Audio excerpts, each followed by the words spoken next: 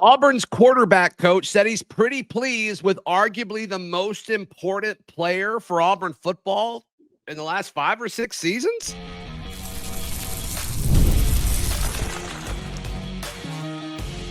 You are Locked On Auburn, your daily podcast on the Auburn Tigers. Part of the Locked On Podcast Network, your team every day.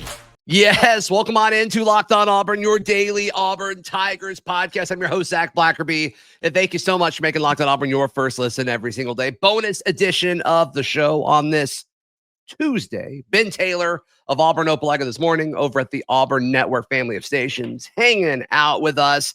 There is a needed change that has happened that I think everyone will agree is a good thing if you pull for Auburn football. The overall level of excitement from the Auburn coaching staff earlier in the week, which is obviously very exciting.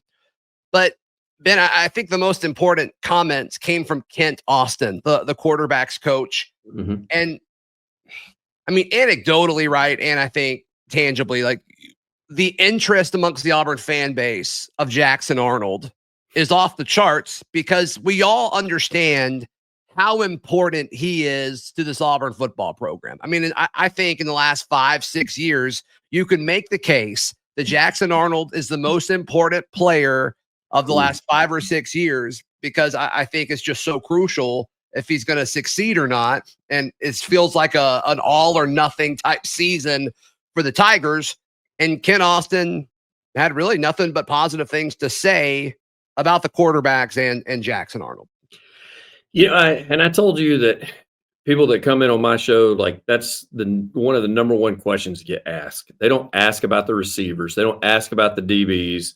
They're like, how's the quarterback play? And I've asked some of them, I'm like, why do you ask that? And I get the history of it because if he's so good, why is he at Auburn and not at Oklahoma? Because he was throwing to a bunch of, ragdoll receivers. I mean, I think when he stopped playing at Oklahoma, they were on their 5th receiver as their one, if I'm not mistaken. And had a lot of guys out for sure. Yeah, made him tough for him to succeed. And they're like, so what's the difference between now and then? And I said, well, number one, a full year is a big difference. It to me is huge difference in collegiate play from 1 year to another. I said, number two, different environment along with different coaches and definitely a different room of receivers that you're going to be throwing to. Especially, and now you get solidified with Malcolm Simmons being cleared, so he's going to be so there's no more of that question hanging out. If you're going to have a slot guy that's going to be playing or not playing and that kind of thing. So I get why they're asking about Arnold. And it's funny you say the most important piece. I probably would have said that 2 years ago with Peyton Thorne, just because I didn't know that we had anybody behind him that I put a lot of trust into. I liked Hank at the time, but I still thought that Peyton gives us the best chance to succeed. And clearly that did not happen the last couple of years.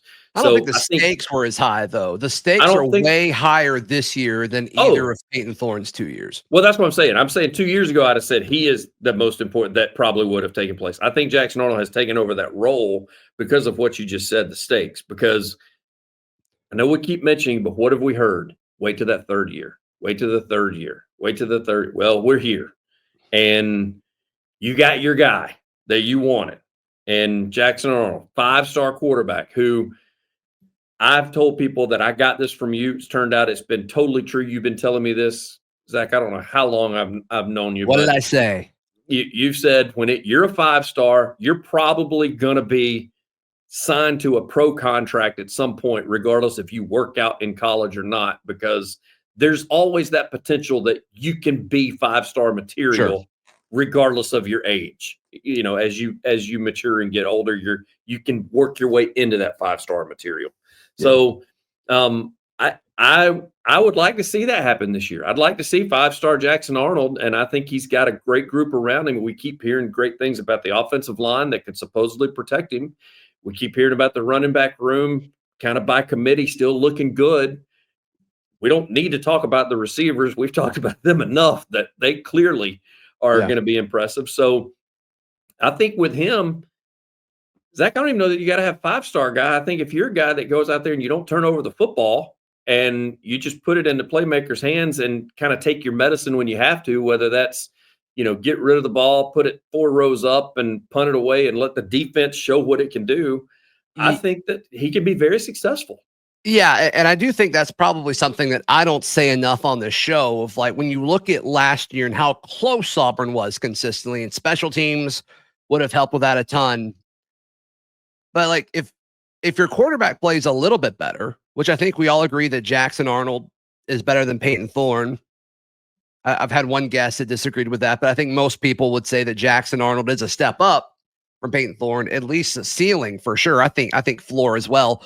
But it's like, okay, when you think about how close Auburn was and they're better at every other spot, like logically, you got to think that'll turn into 2, 3, 4, hopefully 5 extra wins, because I think that little bit of oomph would have led to 2 or 3 more wins just last season. And Auburn's roster is better this year. And I think the schedule is easier this year. So once again, like to your point, I don't know if you really even need 5-star Jackson Arnold. I think you just need Jackson Arnold to not lose you football games, because over the last few years at Auburn, you had quarterbacks that would lose you football games. And that's, to me, like the roster that Auburn has. I think Auburn right now, injuries can change, development can change, guys can lean over their skis or not live up to hype. But right now, I think Auburn has a better roster than 9 of the 12 teams that they will play this year. I don't think the roster. I'm taking A&M's roster, Bama, and Georgia's roster over Auburn, and then Oklahoma's close. But I would give Auburn's roster a slight edge over Oklahoma's right now. And so, just once again, just line up and don't lose football games, and you got a shot. Well, and I'm sure Ken Austin's also got to be excited about the quarterback room in general. Daniel's coming in. What else can you ask for? You got Deuce that's sitting there who seems to be, this could all be a facade. It's something that Deuce has just been coached well to do, but he always seems happy. Like he doesn't seem ticked off that he has been put in that number 2 role right away. I think he had an opportunity to probably win the 1 role, but still, I think that Deuce is okay with spending his time learning and finding out more about the college game and how to study film and how to implement that into everyday practice as well as game time decisions. And he seems to have a good head on his shoulders. Daniel seems to have a good head on his shoulders from the outtakes of video that you see that even Auburn football shares from time to time. And then you got Jackson Arnold, who also seems to be like, they all seem to be in a good spot right now. And I got to be honest with you, Zach, I don't think over the last 2 years that quarterback room was in a good spot. I don't know that the coaching staff was in a good spot with that quarterback room. You and I have talked about it. One of the easiest positions to play at Auburn is the backup quarterback, because everybody wants you, everybody loves you. And then when you go in, it could turn into really bad really quick. And we've seen that happen. So I think that the mojo, if you will, inside that room and from Austin, as well as all the guys that are working with him, I think they got a lot to be excited about, because you said exactly what I've said, because I've taken it in parts, a first half and a second half of the season. And I've said, and with basic, your intermission game being Georgia and your finale being Alabama. So I've taken those first 5 games before Georgia, other 5 games after Georgia. And as you just said, on paper, barring Texas A&M, which I still say could probably be flip a coin as far as talent-wise on paper, who's better. But Auburn in those first 5 games on paper is definitely head and shoulders, in my opinion, above the other 4 teams that they're playing. Okay. And then when you take on A&M, then I think you're drawing more even. I'm with you. I probably give A&M the edge on that. And of course I give Georgia and Alabama the edge. I mean, they should be. They're loaded with 5-stars on all 3 of those teams, A&M, Georgia, and Alabama. Right. But Ken Austin being pleased, and just the overall level of excitement throughout the coaching staff earlier in the week was good. It was good to hear. And look, there's a needed change that appears to have happened. And we've already hinted at it a little bit in our conversation so far. Let's touch on that in just a moment, right here on Locked On Auburn. Today's show brought to you by our friends at Game Time. Can you imagine buying a ticket anywhere other than with our friends at Game Time? Nope. Do it right on your phone. You can do it right on your phone. It takes like 2 clicks.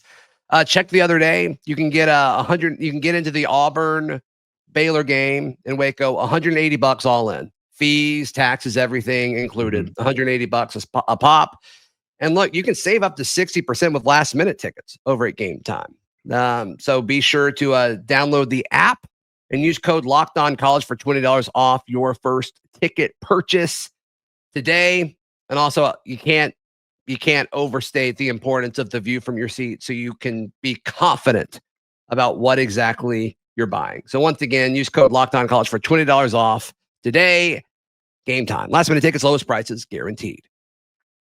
Thank you so much for making Locked On Auburn your first listen every single day. A much needed change has happened, and we've been able to talk about this from Hugh Freeze's perspective. But I think with hearing and seeing and reading all of the quotes from assistant coaches earlier in the week, there has been a pivot on how Auburn leadership is discussing Auburn football. Yep. And it's not cloaked in like patience or, hedging expectations. It's about winning now. It's not about like, we hope we can do this. We hope that development can happen. It's about we have a product that should be good enough to go on the field, and we expect to win football games now. No more of this future crap. Let's win football games now. And I think that's something that I took away from every bit of media access that's been given and posted. All of these videos are up on YouTube, and you read the transcripts and all that. That's my biggest takeaway from all of this, Ben Taylor. There are two words that I'm glad I am not hearing this year that I have heard for quite a while in Auburn football: rebuilding and development. Yep. And you just don't hear. I know that they say developing so-and-so as a passer, Deuce as a passer, or, our young running backs, developing them to be able to use patience and that kind of stuff. I totally get that sort of development. But the fact that we're not having to develop an entire team, we're not having to build a roster as far as what is on the field. And then the whole rebuilding word, I honestly, I'm about sick and tired. We were hearing that. Even Gus was using that on his way out. That, hey, we lost so-and-so, so we're having to rebuild the line, or we're having to rebuild the defensive line. You knew what was coming. And so I was sick of hearing that word, and I'm not hearing that word in practice or in reading it in those transcripts. And I think that that's huge from a culture standpoint, and it doesn't just stop with Hugh Freeze and some of the coaches that we've heard. I mean, you even heard at SEC Media Days, I mean, even Cohen said that, like, he's expecting winning football. They're expecting success on the field. So I'm glad to see it. I hope fans are kind of buying into it as well, because I do. I joke all the time. I'm ready to get hurt again, where I say that. And I think that's just, I'm with you. I think that's just that's the lifetime of a Auburn football fan or Auburn sports fan in general. I mean, even basketball and double dribble and fouls in the corner, and I mean, baseball and a pitch here missed and a pitch there missed, and we're not going home. It's you being an Auburn fan that gets you ready to be hurt again. But it would be a nice welcome to see a lot of things start clicking, and instead of missing 35-yard field goals that we missed a couple of times in a game last year, those go in and we win by 3 instead of losing by 6 or something of that nature. So I like the not rebuilding, not development phase of Auburn football, and the fact that we've got a product that can win now, and fans should listen to that, because if there's one thing I'll give Hugh, sometimes he talks a little too much as far as explaining what he's doing and where he's going. And you and I have talked about some of the things he said that I don't think he meant things the way he said it, that they were taken, but perception is reality. Well, that's the thing, is if you're going to listen to him when he flubs or says something you don't like, then you need to listen to him when he says something that you are supposed to like. And you got to take both the good and the bad. So when he says, I like what we have, I think people should perk up and listen to that. Yeah. Ben Taylor, how can people check out everything you've got going on? AUnetwork.com is where you can find me. Click on the WANI logo. We will do sports each and every morning just after 7. We would love to have you log on and take a listen. Oh, by the way, shout out to the guys in the Air Force listening down in Miami. Apparently, one of my buddies requires all of them to listen to your podcast, Locked On Auburn, as well as the special, because I went to school with him and Red Level. And so, yeah, he and like 6 or 7 of them that are sitting there, he makes, they're not even Auburn fans, but they know what's going on with Auburn athletics every single day. Well, that's awesome. Thank you guys so much for all of that. Please like the video, please subscribe, and we'll see you next time. This has been Locked On Auburn.